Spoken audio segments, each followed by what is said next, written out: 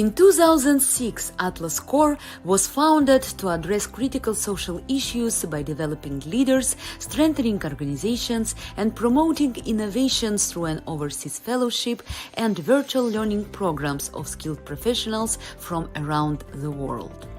Our community began with an inaugural class of 6 fellows who hailed from Colombia and India.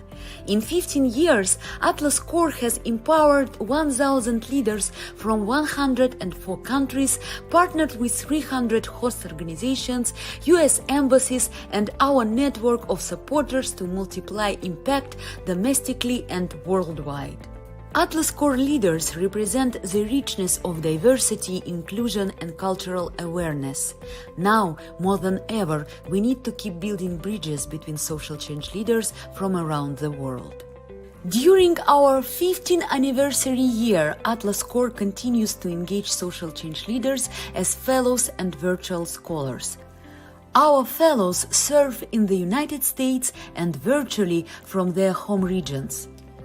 Virtual scholars enhance their professional skills, build global networks, and prepare for leadership in home communities during our Virtual Leadership Institute, a new online leadership development program launched by Atlas Core in 2020. This year, we invite you to celebrate with us our 15th anniversary. Thank you for supporting our community of global changemakers. Thank you for supporting Atlas Core.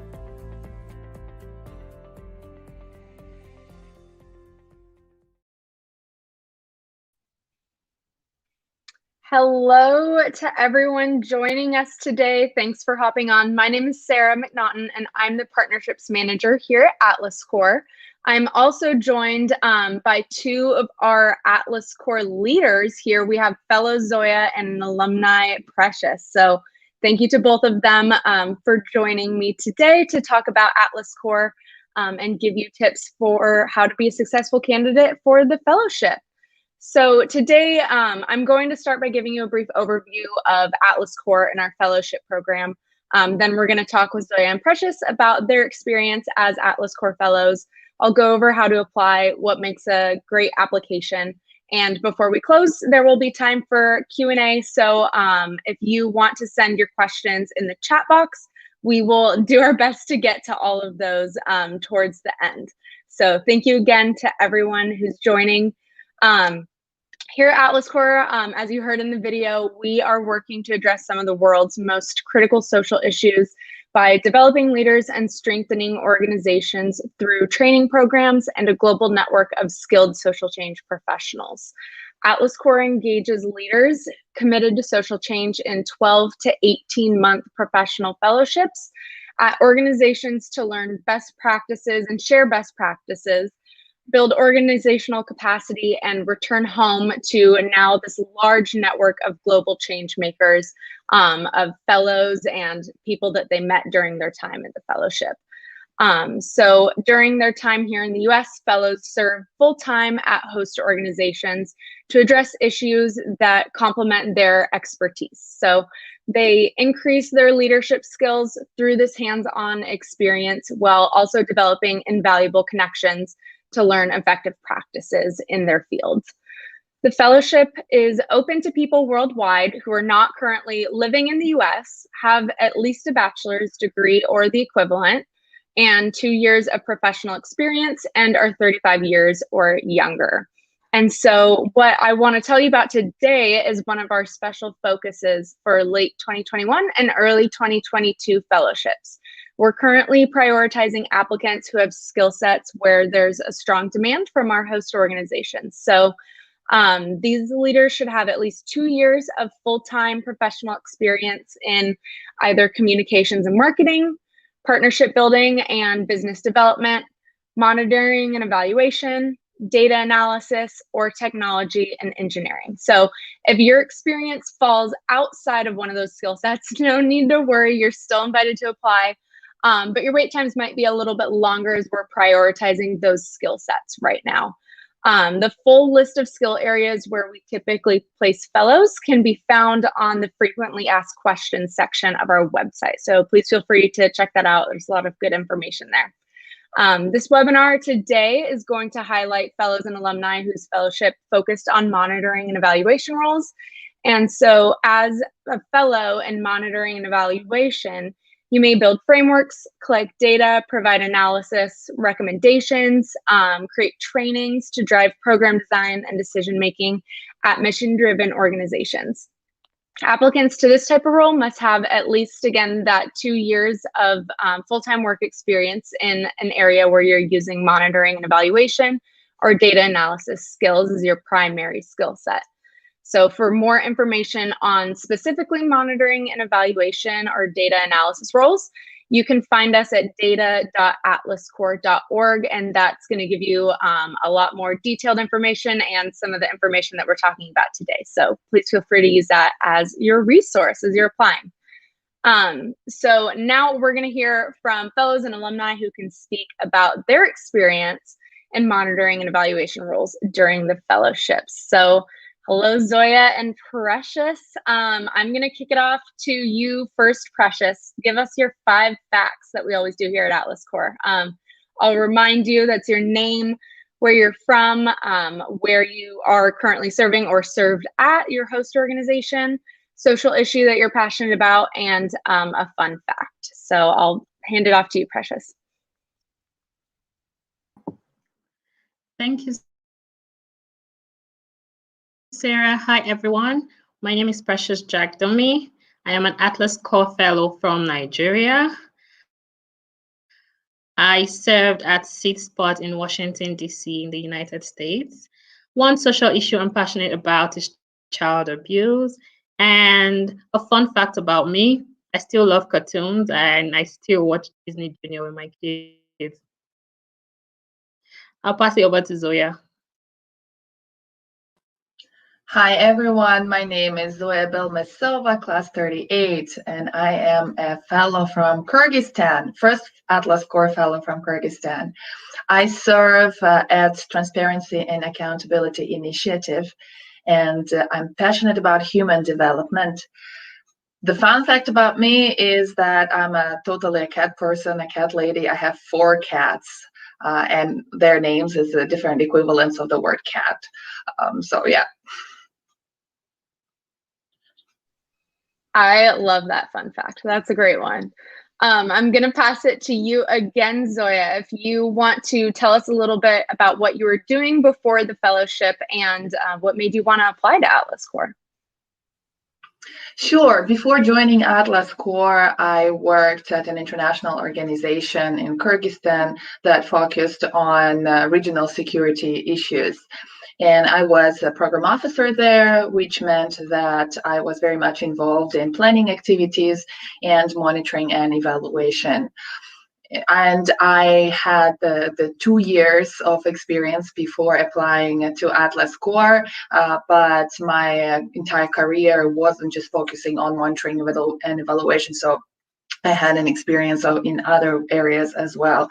And why I applied to Atlas Core, I actually heard about this program from my friend, and I got really curious about it. I always wanted to have some experience working for an American organization. I had experience traveling to the US, and I was an exchange student in high school, but never actually served or worked in any organization, so I didn't have this work experience. And I thought it would be a great opportunity, and I applied and got in. Amazing. Well, thanks to your friend for recommending it to you. Precious, I'm going to pass it to you for the same question. Tell us a little bit about what you were doing before the fellowship and what made you want to apply.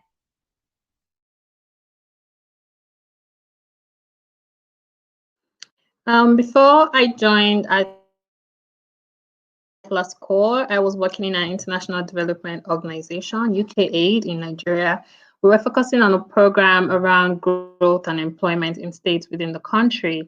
And I worked solely on M&E of the program. And M&E for me is, I'm so passionate about M&E. I like to see results. I like to see, programs having impact in the lives of people. When I go out to the field to where these programs are being implemented, it's such a joy to see that people are being impacted, and we're not just working from our computers for nothing at the offices. And I learned about Atlas Core from a friend, and he was curious about it, and I also joined him in the curiosity. I wanted to know what this program was about. I researched about it, and it was exciting for me because I wanted to actually see what M&E was like from, outside Nigeria. We're a third world country, and it was great to want to learn monitoring and evaluation from a country like the US to see what tools they have, to experience how beneficiaries are being impacted in those countries. And I straight up went to apply for the program.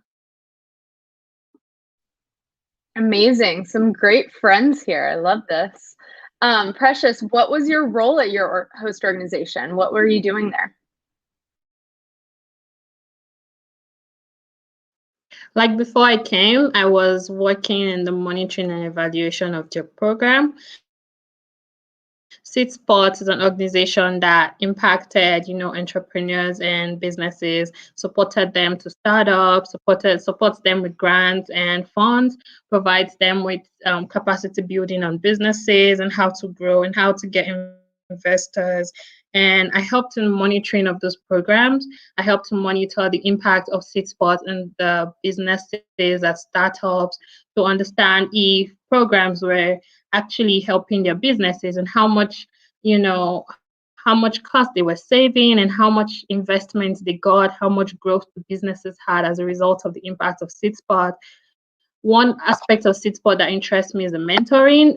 We have mentors who we attach to the startups, and they're able to take them every step of the way. And some of them stick to their mentors after the SeedSpot programs. And it was great to see post impact, on the businesses. People can say that without SeedSpot, they wouldn't have started, they won't have gotten this far. There's one really interesting organization for me. They called Clear Mask, and they made like a mask for COVID, but it's clear and you can see your mouth and you can see your, everything. So they solely recommended it for hospitals. And it's good because imagine a patient, everyone is wearing a mask, but with a clear mask, you feel more at ease, it's a bit close to normal. You're seeing the person's mouth, you can read their lips. And it was really interesting to see that CSPOT impacted them, and I was part of monitoring that progress. That's great. I love to see that impact. That's creative too. I love the clear mask idea. Could you tell us a little bit more, Precious, about what specifically monitoring and evaluation or data analysis activities you were doing when you were monitoring those programs?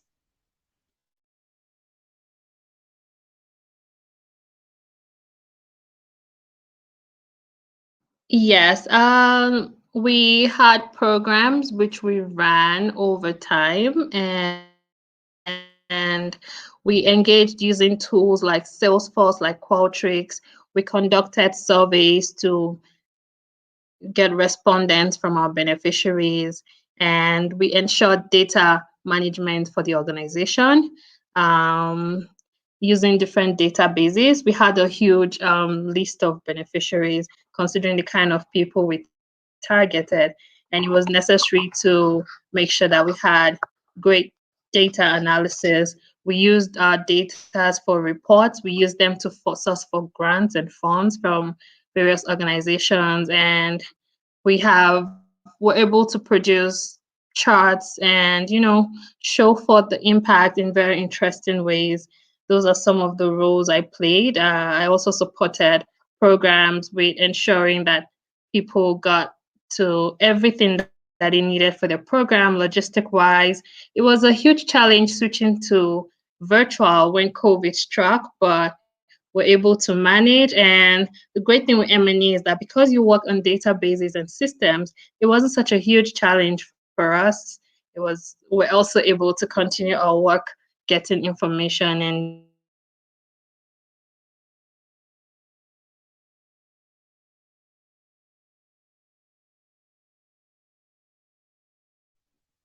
I think Precious might have froze on us, but that is great, Precious. Thank you so much for sharing. Love hearing about all those activities. And I'm going to pass it to you, Zoya, to also kind of tell us a little bit about your role at your host organization.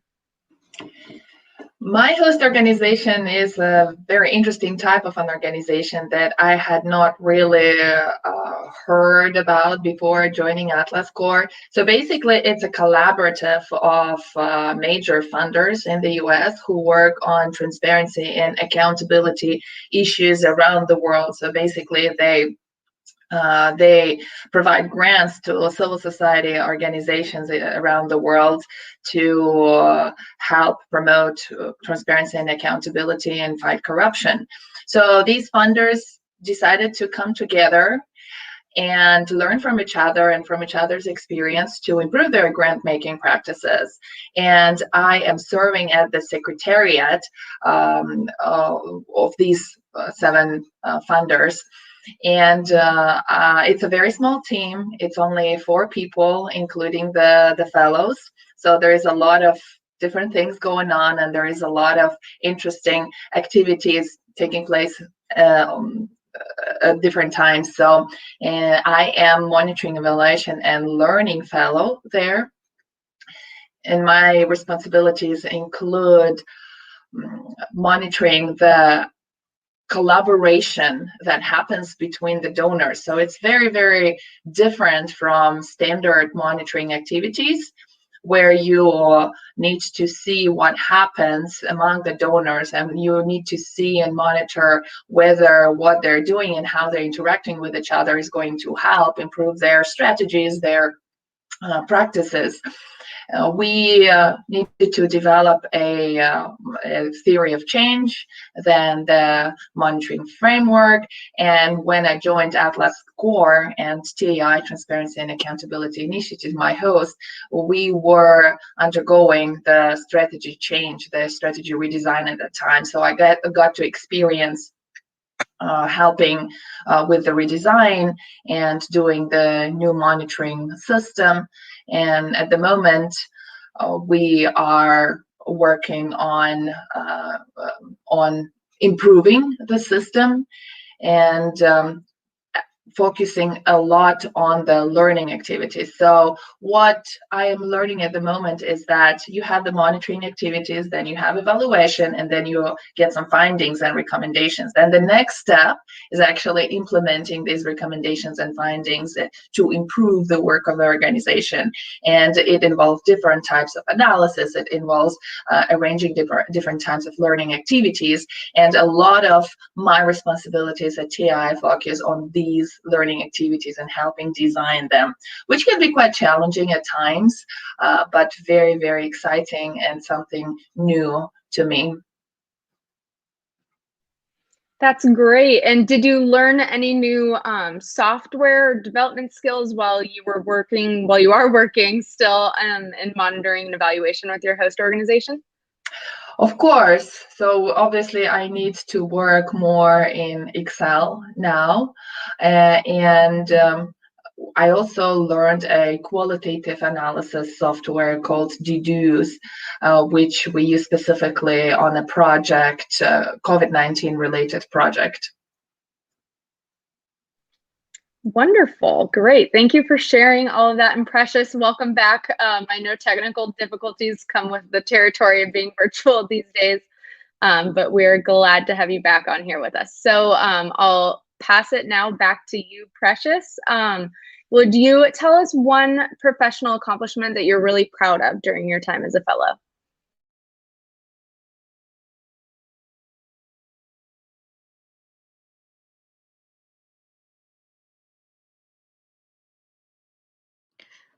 Serving in the US, it was a great experience for me, embracing the culture, the practices of living, the food, the weather.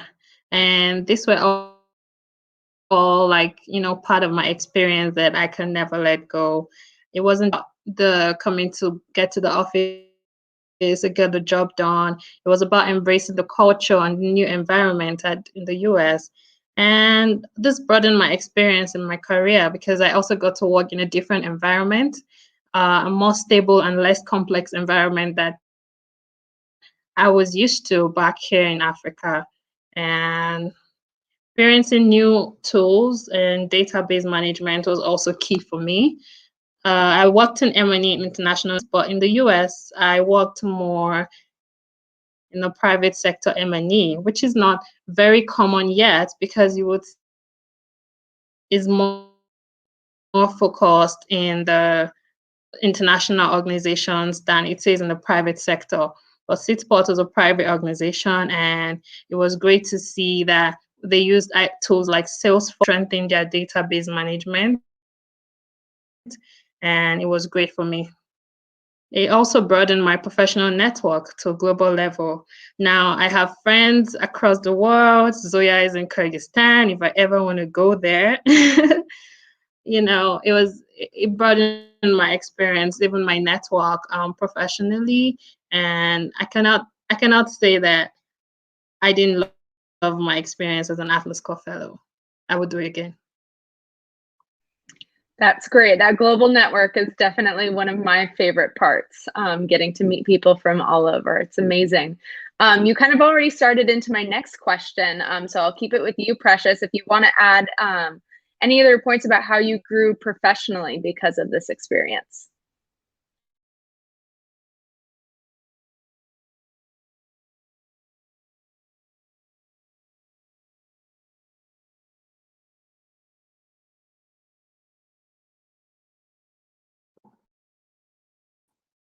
I didn't get your question. Yes, sorry. I know there's some delays, so we're working with it. You started kind of into my next question a little bit, but do you want to add anything about how you grew professionally over your time as a fellow?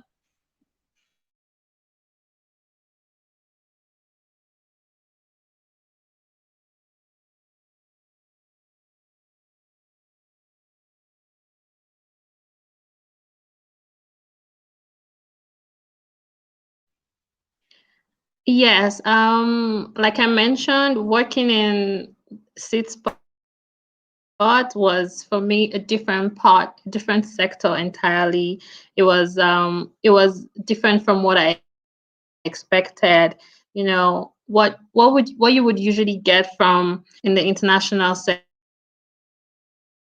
would be going to the field, would be making sure that, beneficiaries got their impacts, and everything sorted out. But at SeedSpot, it was different because it was directly communicating with the beneficiaries. It was a private sector, and it wasn't like it wasn't like a nationwide intervention. And it was great to actually interact with those businesses, and it broadened my knowledge of business and that I didn't ever think I would be considering. But after SeedSpot, I started to think that I could be a good entrepreneur myself. And yeah, I got to explore tools that I hadn't worked with a lot in my sector. I'm more like an Excel expert, but now I can add Salesforce, I can add Qualtrics to my tabs, and it was great to work with those tools. I was a part of a committee called the Cultural Committee at SeedSpot, and we used that committee to strengthen team members as we went virtual.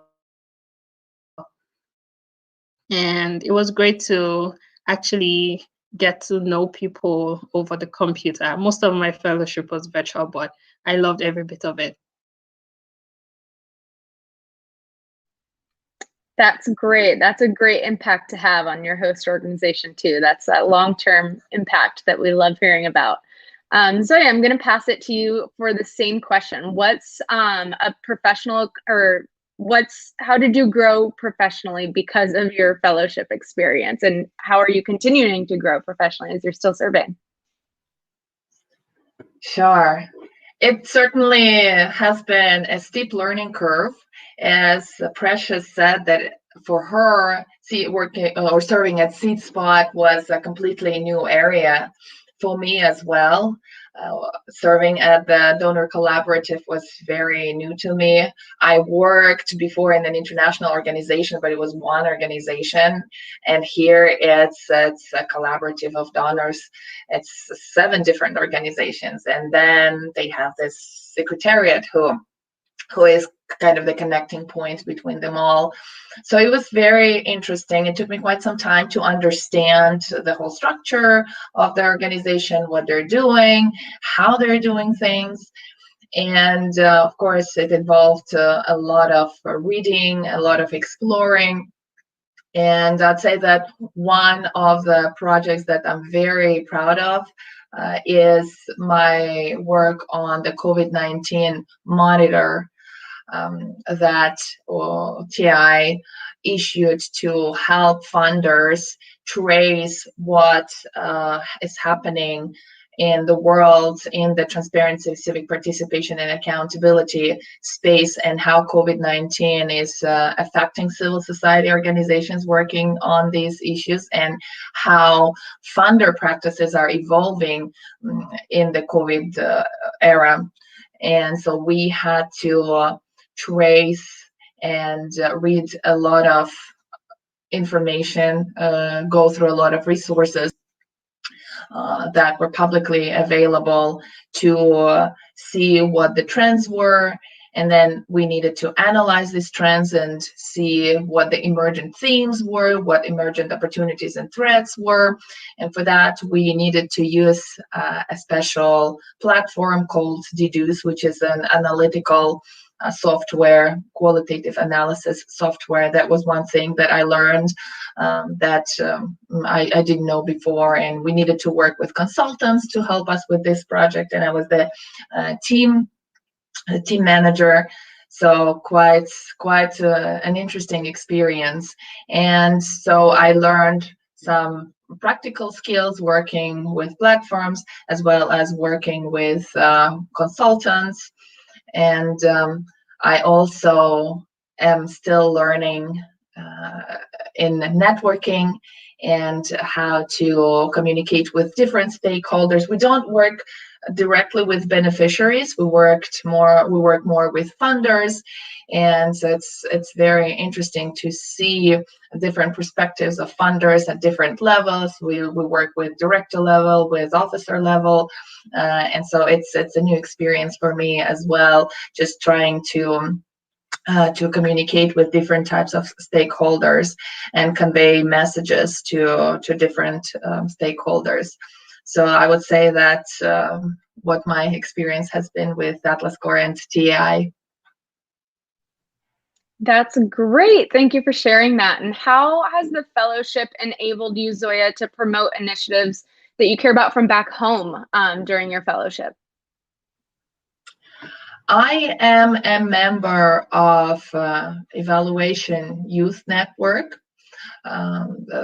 So it's a global network of young evaluators, and I'm a member of the post-Soviet Union chapter.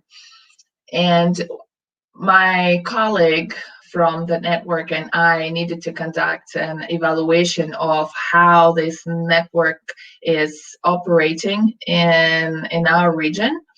And my experience at TAI, monitoring activities, and then especially conducting analysis of results really helped me do that project and see the trends and evaluate them and provide a comprehensive analysis of that. And so my colleague and I shared the results with the global network, and they were very happy to receive such a good quality of work. So that's definitely thanks to my experience at TI. Amazing. Love to hear about that impact. And Precious, same question to you. How has the fellowship enabled you to promote initiatives that you care about from back home during or now after your fellowship?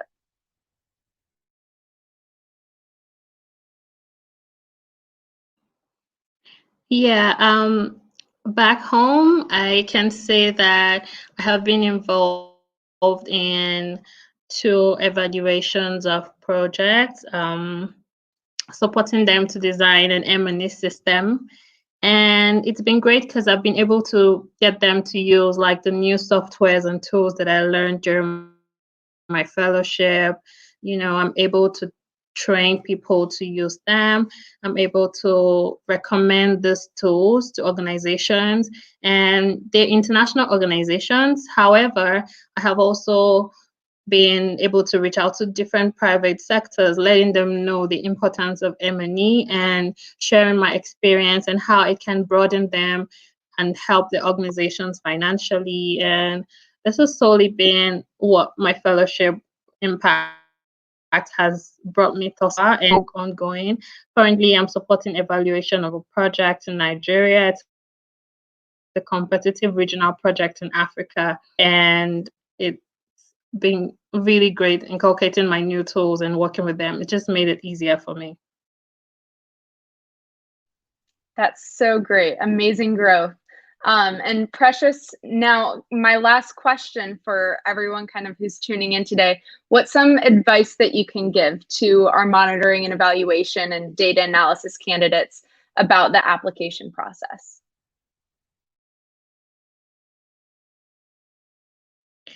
First of all, my experience with the application process is a very great one. So I would say it looks like it's a huge application, or you get to write a lot of stuff. But as an M&E person, you will know the importance of data, and you will know the importance of getting every detail of information. So just keep on, put as much as you want, and also open your mind to opportunities when you come to the US for M&E. It might be different, it could be the same, it could be broader or even smaller.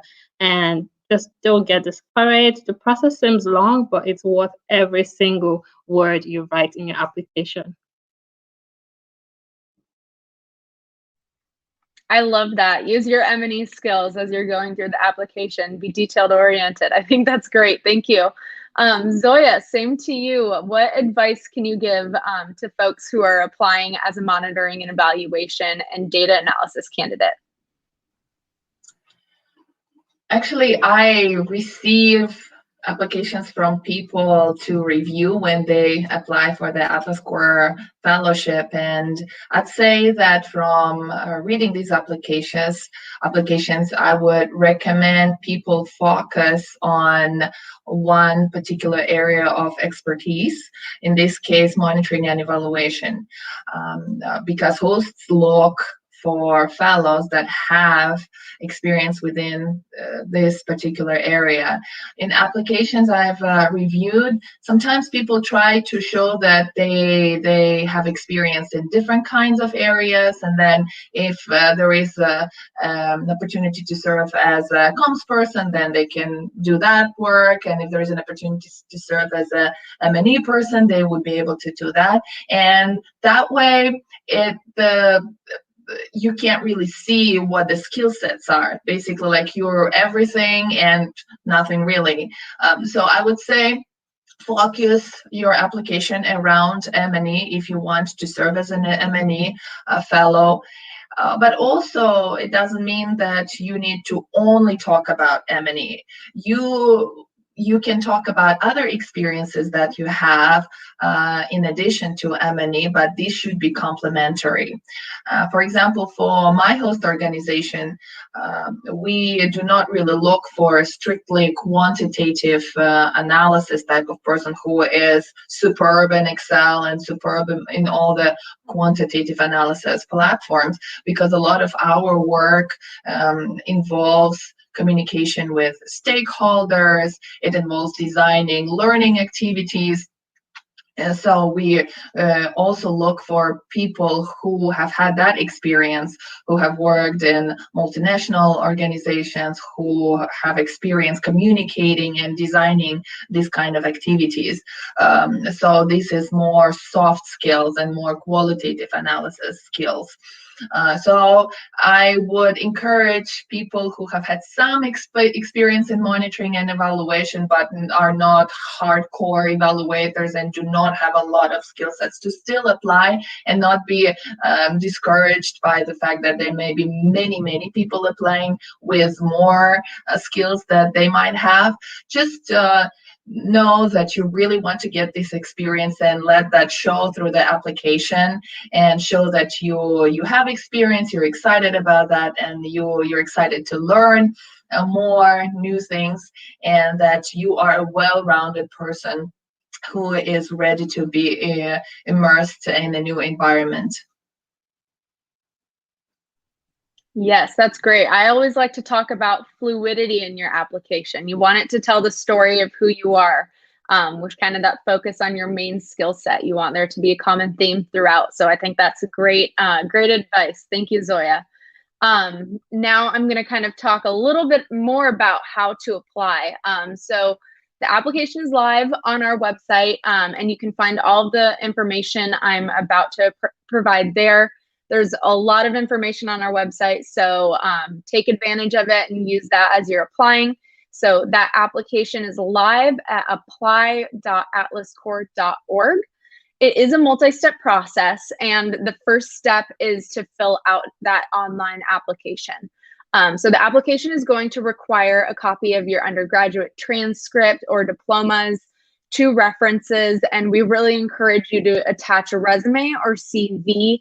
And you might also be asked to submit samples of your work to provide evidence of those professional skills. So I encourage you to be thinking about that a little bit beforehand, thinking about kind of that story that you want to tell about yourself, and what evidence you can use to really highlight those skills that you have.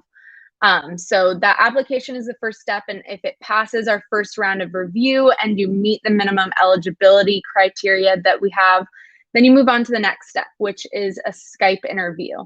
Then once you have that interview, if you pass, you're now a semifinalist, and you're now eligible to be matched with a host organization. And I'll note too that our program, it's highly competitive. We have roughly 10,000 applications per year for only about 70 to 100 fellowship positions. So the process, it isn't a fast process. It definitely takes a little bit of time. So I encourage you to be patient, patient with us as we reach those next steps, as we're trying to make sure that everyone gets a well-rounded and in-depth review of their skills, who they are, before, we offer out that semifinalist status. So the priority application deadline is May 16th, 2021. So you can always apply, but to be considered for those October 2021 and 2022 fellowships, our priority deadline is May 16th. So again, you can find that at apply.atlascore.org. And so what makes a good application? I think Precious and Zoya really touched on this really well. I'll go into some more information too. First, kind of those skill sets when you're talking about what skills you bring to the table. Zoya did a great job kind of leading me into this, but each skill that you select on your application will have its own set of follow-up questions. It's going to keep diving deeper into that experience to give us that well-rounded view of who you are as a professional. So please answer these questions thoroughly. Use statistics. Y'all work in M&E and data analysis. Use those numbers, keywords in your responses. That's going to ensure that your application is matched with appropriate roles at our host organization. So this is a really important part of your application, and where you can really advocate for yourself and tell us what skills you bring, and highlight the best parts of those skills. So if monitoring and evaluation or data analysis is your primary skill, then you should mark this as your skill 1 on your application. This skill should also be what you're looking to further develop during the Atlas Core Fellowship. So it will ask you for second and third skills that you can choose as well. But as Zoya mentioned, skill 1 should be your primary skill. That's what you've primarily used in the past, and that's what you want your fellowship to be focused on. The second and third skills should be skills that you also have experience in, but that are more supportive and complementary secondary skills to that first skill. And so the most successful candidates demonstrate their expertise in a specific skill set throughout the entire application and provide ample information about their professional experience with concrete examples that communicate their accomplishments. So, for example, if you're an expert in conducting impact evaluations, then this professional experience should be highlighted in your application's essays, biography, resume, work samples, everything that you're submitting. That fluidity that I mentioned, really make sure it's telling that story throughout the whole application. So the work samples will really demonstrate your experience and responsibilities in that skill set. If your application does not demonstrate at least 2 years of experience in one skill area that we've kind of been mentioning throughout this webinar today, it's unlikely that your application will be successful. So don't fill out just the bare minimum. Give us all the details that Precious was mentioning. Be detail-oriented going through this. So next, eligibility. So in order to be eligible, you have to have at least a bachelor's degree or the equivalent, be proficient in English, have anywhere from 2 to 10 years of professional experience, are age 35 or younger, and committed to returning home at the end of the fellowship, as well as being committed to living on a basic living stipend while serving during your time as a fellow. And I'll note also that while valuable professions, we don't place applicants who have most of their work experience in teaching, translating, or the law. Before you're prompted to fill out the application, you'll have the opportunity to take a short eligibility quiz that will help you determine whether you should apply. So these skills just require, special certifications here in the US. And so that's the reason that we're not placing for those skill sets specifically. But if you do have that experience in addition to other experience, such as monitoring and evaluation, for example, then do feel free to fill out the application, take that eligibility quiz. It'll walk you through it. And if you're eligible to apply, please do feel free to apply. Next, English. We're serving at US host organizations, so we want to make sure that we're setting you up for success. So throughout your application, make sure you're being clear and concise. Have a friend who speaks English. Read over your application as well. Ask them to, are you advocating for yourself the best that you can? Are you highlighting your skills in the best way that you can? Friends are always really good judges of that. So it's always great to ask for a second opinion.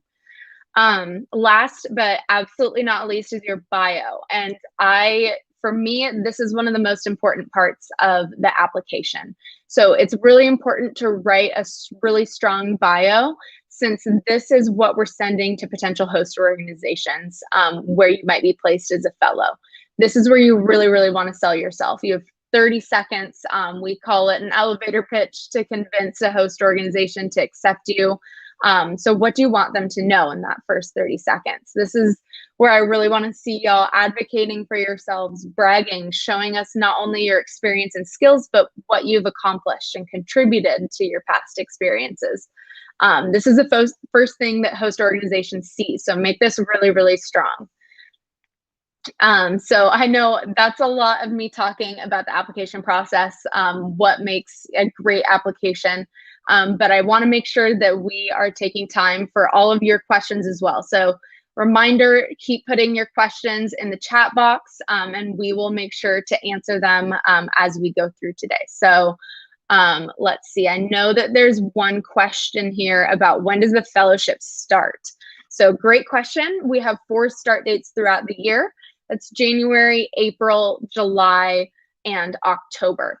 And we place in the season prior. So right now in the spring, we're finishing up placing for our summer fellows. And in the summer, we'll start placing for our fall fellows. So there's multiple times a year. And after you submit your application, you're going to be asked at the beginning of each of our placement cycles if you can confirm your availability for that specific start date. So make sure you're paying attention to your email, because you will have to reconfirm this every 2 to 4 months so that you remain eligible. And if you aren't eligible for one of those start dates, so let's say that you're asked for your availability for October, something came up personally with your family, with work, October won't work. You can say you're not available, but you'll still remain a semifinalist and will be asked about your availability for the next cohort. So that won't disqualify you from the future if you want to deny one of the start dates for your personal reasons. Let's see. Do applications received after the deadline, are they also considered? Great question. So yes, they are still considered. Our application is open year round. But again, our priority deadline is May 16th. So if you get your application in by May 16th, we are going to prioritize your application. So we're going to get to you faster, and that's the priority deadline for the cohorts that we have coming up. So that's October 2021 and then early 2022 fellowships. So I really do encourage you to apply early if you're able to, so that you can be considered for our upcoming cohorts. Again, answering questions. So if folks want to keep dropping those questions in the chat, that's amazing. Let's see, some other frequently asked questions. One is, how long does the application process take? So it can take anywhere from a few hours to a few days. So I definitely don't recommend starting on the day of the deadline. You want to give yourself some more time, because I want you to be able to advocate for yourself. I want you to tell us what makes you great. And that most of the time will take more than just a few hours. So make sure you're giving yourself enough time, you're planning to get those documents that I mentioned in, and are really advocating for yourself, being detail oriented, making your application fluid, telling us a story of who you are, giving yourself the time to do that. And we have a question about living stipends. So another really good question. It's a long one. Give me a second to read it. So yes, so Atlas Corps and the host organization both together provide a living stipend for the fellows. It's a modest living stipend. It's meant to cover all of your basic living necessities. So that's shared housing, public transportation, food, and it is different based on the city where you're serving. Just because the US is so large, cost of living differs between cities. So it'll vary between cities, and that is meant to cover those basic costs of living. Might not be enough if you want to go, exploring, traveling around the US. It might not be able to cover all of that. But, with some good budgeting, we have seen some successful uses of those stipends where people have gotten really creative. So I love to hear that. There's a question also about medical expenses as well. So that is also covered. Atlas Corps provides health insurance for our fellows for any injuries or illness that happens while you're in the US. You do have that health insurance while you are here. So please keep dropping those questions in the chat box. I love to see all of these. I will mention too that that priority deadline, again, the application can be found at apply.atlascorps.org. If I am missing anyone's questions, or if you do have any questions that you think of later, you can always feel free to ask us those at apply@atlascorps.org with the subject line question from webinar participant. So in closing here, I'll pass it off to Zoya and Precious. Do y'all have any last thoughts, last comments, things that you want our applicants to know, any advice that would be useful? I'll start. I'll say that from my experience and from the experience of my classmates, we have people who have been applying for the fellowship multiple times. It took them like several years to get in, and finally they did get in. But there are also people who applied for the first time and then they got in immediately. So I would just say that if you really want to do this fellowship, don't get discouraged if you don't get in the first time you apply. It all depends on the organizations that are available at that time and the skill sets that they're looking at that time. So keep trying, keep applying, and when the right time comes and the right organization comes, you will get in.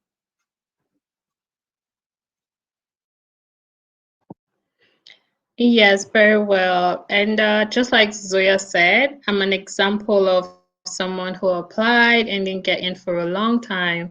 I applied when I was single, and I got in when I was married, had a child.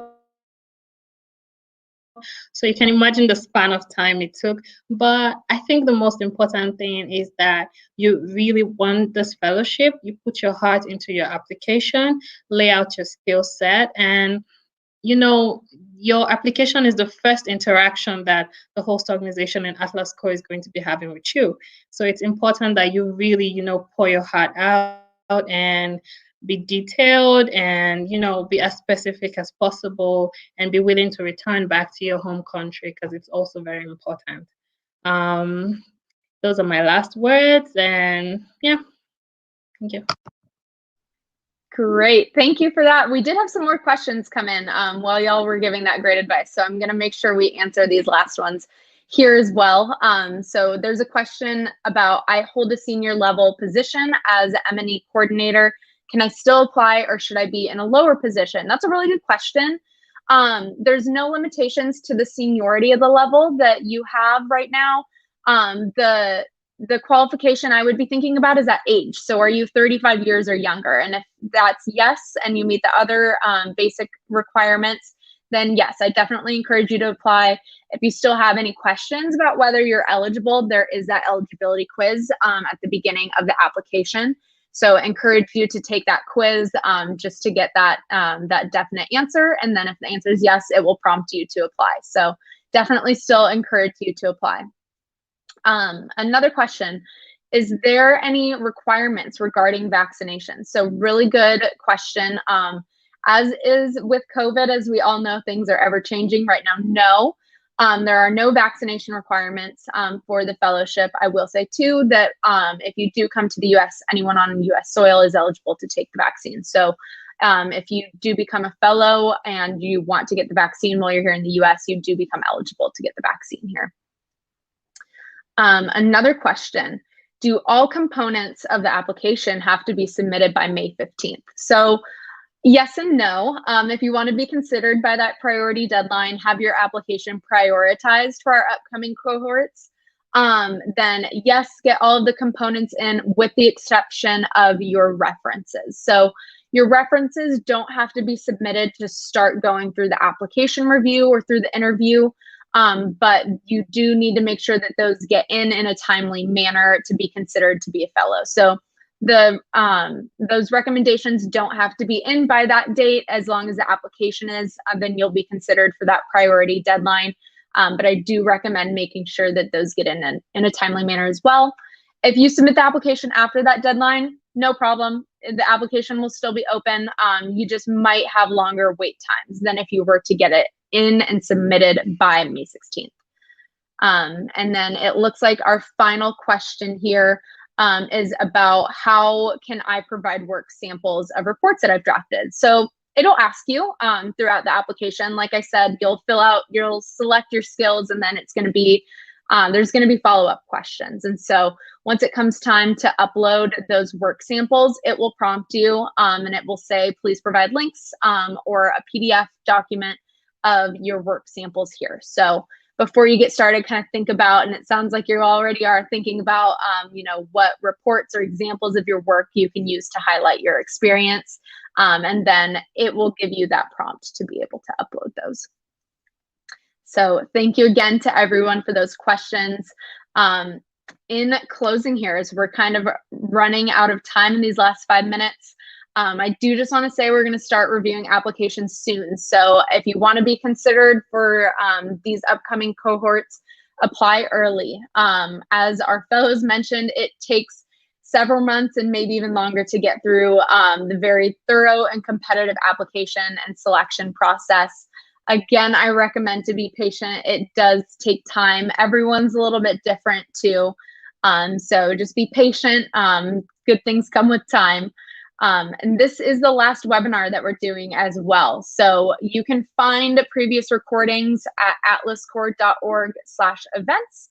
You can also visit apply.atlascore.org for more information about the fellowship and special opportunities for professionals in monitoring and evaluation and data analysis. I also recommend following us on social media, Instagram, Facebook, LinkedIn. We're posting updates there constantly, and so it's a great way to keep up and stay updated with us. And then I will again remind you one last time that priority deadline to apply is May 16th, 2021, and you can find all of the information that you need at apply.atlascore.org.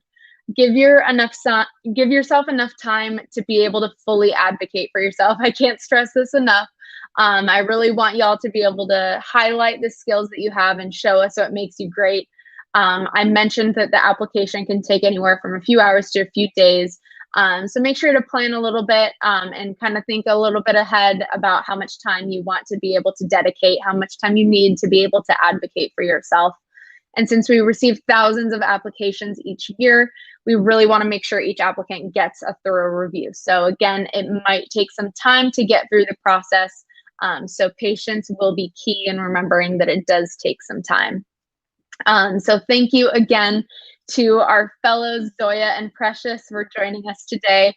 I'm so glad. This is my first time meeting you all. So I'm meeting you all along with everyone who joined us today. So I'm glad that we got to chat, learn a little bit more about your experience. So thank you so much again. And we look forward to reading your applications. So get those applications submitted. And like I said, if there's any follow-up questions that I missed, please email apply@atlascore.org with the subject line question from webinar participant. So thank you again. Have a great rest of your day, your afternoon, your evening, wherever you're joining us from, and take care.